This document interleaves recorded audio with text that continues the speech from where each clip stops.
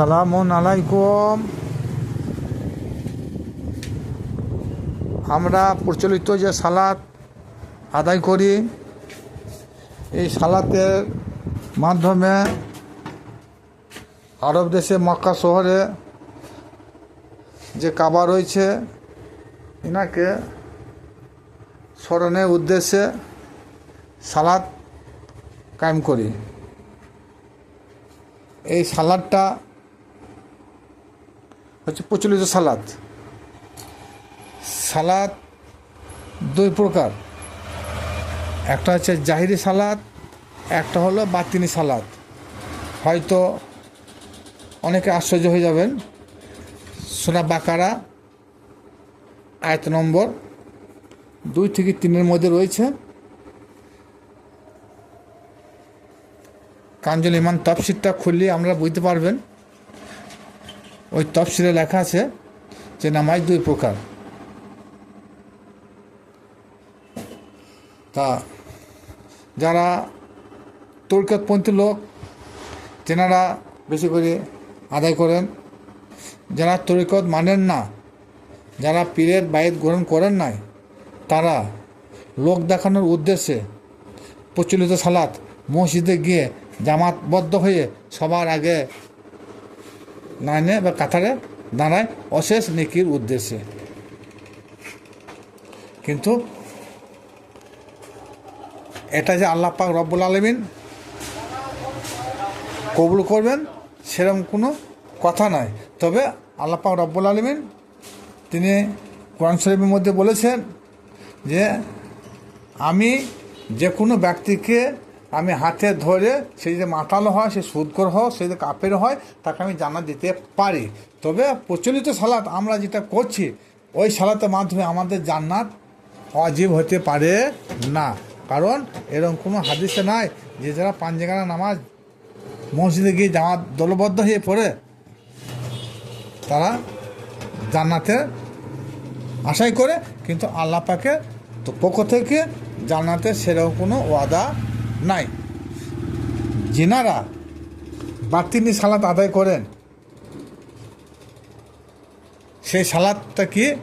সেই সালাদটা হবে দাইমি সালাত। এই দাইমি সালাতের কথা বর্তমান যেনারা আলেম ওলামায়ে শরীয়তে আছেন এনারা কিন্তু প্রকাশ করেন না। তাই এই দাইমি সালাত সর্বক্ষণ পড়তে আল্লাহ আদেশ করেছেন। আর মোল্লাদের দ্বারা 5 ওয়াক্ত নামাজ যে চালু আছে, এটা 5 টাইম মসজিদে গিয়ে আদায় করা। অথচ আল্লাহর পক্ষ থেকে যে সালাতের কথা বলা হয়েছে, এই সালাতে কোনো সময়সূচি নাই, কোনো ওয়াক্ত নির্ণয় নাই। কি বলেছে? যে সর্বদাই বলা হয়েছে। সুতরাং এই সর্বদাই এই সালাত আদায় করাটাকে বলা হয়েছে দাইমি সালাত বা বাতিনি সালাত। আর এই বাতিনি সালাতের কাবা হলো আপন আপন পীর মুর্শিদ। যেমন উমরে ফারুক হতে বর্ণিত আছে, তিনি লিখেছেন আল মুমিনু খায়রুম মিনাল কাবা। আল মুমিনু খায়রুম মিনাল কাবা, অর্থাৎ খানায়ে কাবা অপেক্ষা একজন মুমিন বান্দার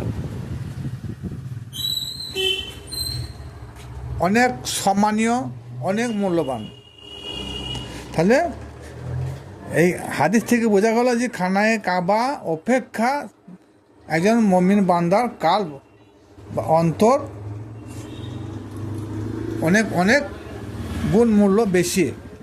তাই বর্তমান যেনারা তরিকতপন্থী পীরের বায়েত, তেনারা সকলেই কিন্তু আশা করি আপন আপন মসজিদকে স্মরণ করে সালাত কায়েম করেন।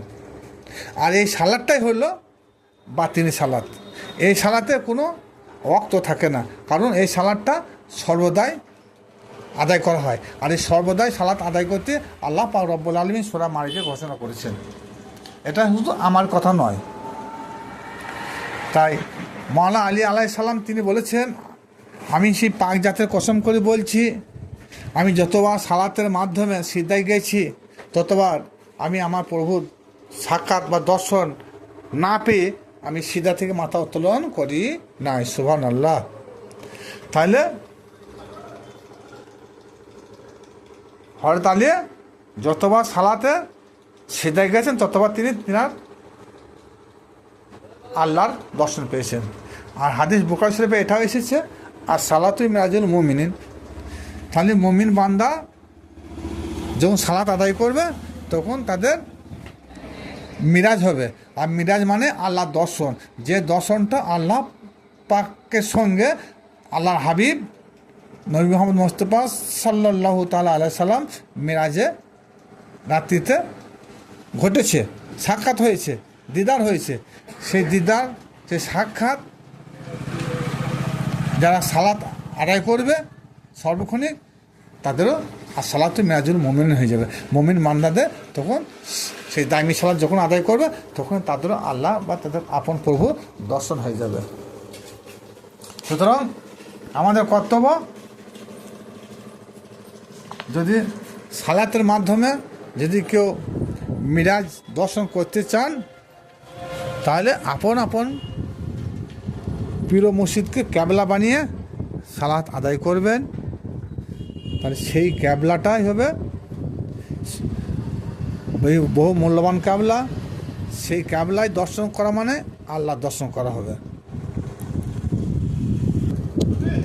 আর হুজুর পাক সাল্লাল্লাহু তাআলা আলাইহি সাল্লাম 12ই রবিউল আওয়াল শুভে সাদেকে যখন মা আমিনা ঘরে আগমন করলেন, তখন আমরা যে কাবাকে অনুসরণ করি সেই কাবা আল্লাহর পক্ষ থেকে স্বয়ং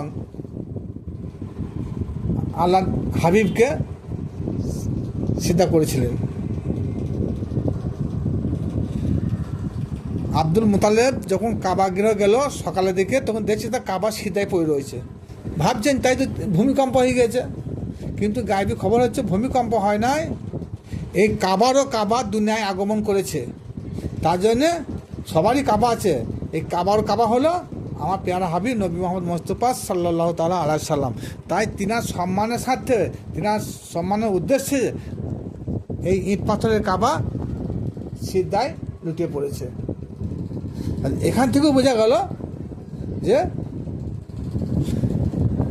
আরবে যে খানায় কাবা আছে, এই কাবা মানুষ তৈরি। এই কাবা থেকেও একজন মুমিন বান্দার অন্তঃকরণ অনেক উৎকৃষ্ট, সর্বশ্রেষ্ঠ, সর্বোত্তম, বহু মূল্যবান।